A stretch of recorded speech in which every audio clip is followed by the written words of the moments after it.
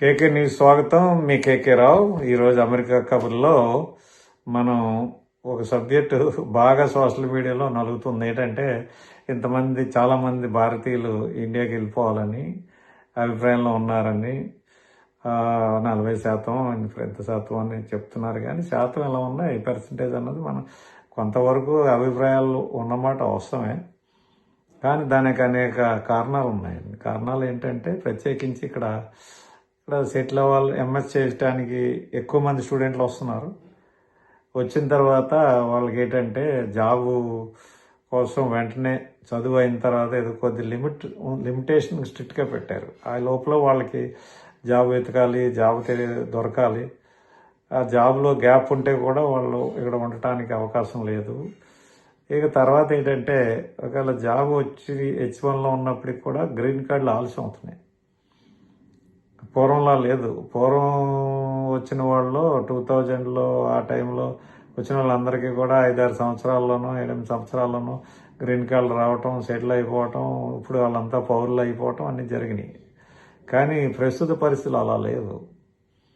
ఇక్కడ ఏంటంటే ఇమిగ్రేషన్ లా మార్చారు. దాంతో వాళ్ళకి లిమిటేషన్ చేశారు. సిటిజన్షిప్లు ఇవ్వటాలు ఇవన్నీ కూడా ఆలస్యం అవుతున్నాయి.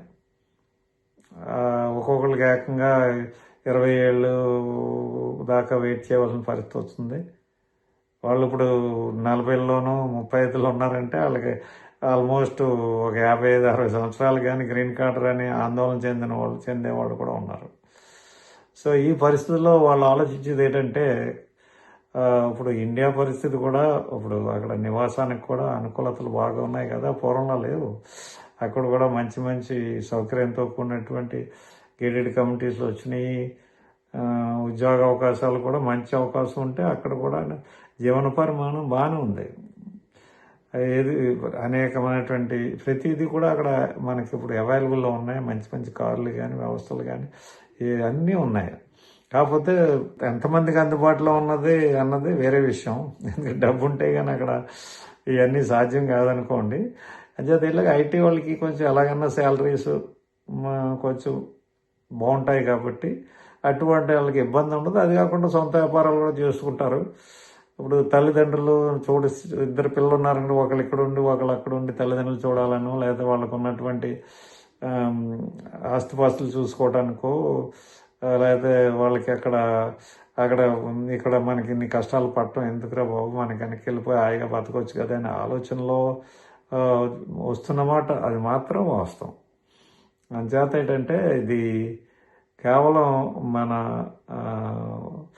ప్రభుత్వ యొక్క విధానాల వల్ల ఇంకోటి కాకుండా అవకాశాలు లేక జనం ఎక్కువ రావటం, అది కాకుండా కొన్ని విషయాల్లో వాళ్ళు పొరపాట్లు చేయటం వల్ల కూడా కొన్ని ఇబ్బందులు గురవుతున్నారు. ఇప్పుడు ఇక్కడ కన్సల్టెన్సీ ఫర్మ్స్లో ఇది కొంతమంది ఏంటంటే తప్పుడు మార్గాలు, తప్పుడు సర్టిఫికెట్లు లేకపోతే ఇంకోటి చేయటం వల్ల దానివల్ల పరిణామాలు బాగోలేదు. అంటే జెన్యున్గా వచ్చే వాళ్ళు కూడా అది ఒక ఆటంకంలా తయారవుతుంది. సో లేటెస్ట్ న్యూస్లో కూడా మనం చూసాం, కొంతమంది దొంగ సర్టిఫికెట్లతో ఇక్కడ రావడానికి ప్రయత్నం చేయటం, ఇట్లాంటివన్నీ చేయటం వల్ల మన వాళ్ళకి చెడ్డ పేరు వస్తుంది. తర్వాత ఏంటంటే పాపం నిజంగా జెన్యున్గా రావాలన్న వాళ్ళ మీద కూడా ఇలా అనుమానం పెంచుకునే అవకాశాలు ఎక్కువ ఉంటాయి. కాబట్టి అమెరికాలో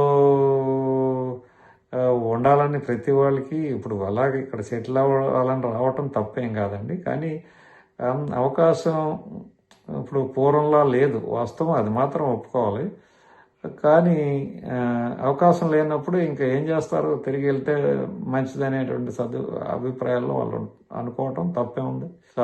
చాలామంది వెళ్ళే సూచనలు కనిపిస్తున్నాయి. కొంతమందికి ఇమిగ్రేషన్ లేట్ అవ్వటం వల్ల పక్క దేశాలకి ఇప్పుడు కెనడాలో కొంచెం బెటర్ అను, ఆస్ట్రేలియా బెటర్ అను, అయితే ఇంగ్లాండ్ బెటర్ అను ఆలోచనలు వస్తున్నాయి. సో కొంతమంది అటు చూస్తున్నమాట మాత్రం వాస్తవం. కానీ ఇది పరిణామాలు ఎలా ఉంటాయో తెలియవండి. ఎందుకంటే పరిస్థితులు ఒకసారి మారుతూ ఉంటాయి కదా. ఐటీలో కూడా ఒకసారి అవకాశాలు తక్కువ ఉండొచ్చు, మళ్ళీ అవకాశాలు పెరగచ్చు, ప్రభుత్వం విధానాలు కూడా మారచ్చు, ఏం చెప్పలేము. చేత తిరిగి వెళ్ళి అవకాశాలు బాగున్న వాళ్ళు వెళ్ళినా, ఇక్కడుండి మంచి అవకాశాలు పొందినా ఇది మంచి విషయమే. అంటే అదేంటంటే అందరూ వెళ్ళిపోతున్నారు, ఇక్కడ ఏదో ఇబ్బంది పడిపోతున్నారు అన్న విషయం మాత్రం కరెక్ట్ కాదండి.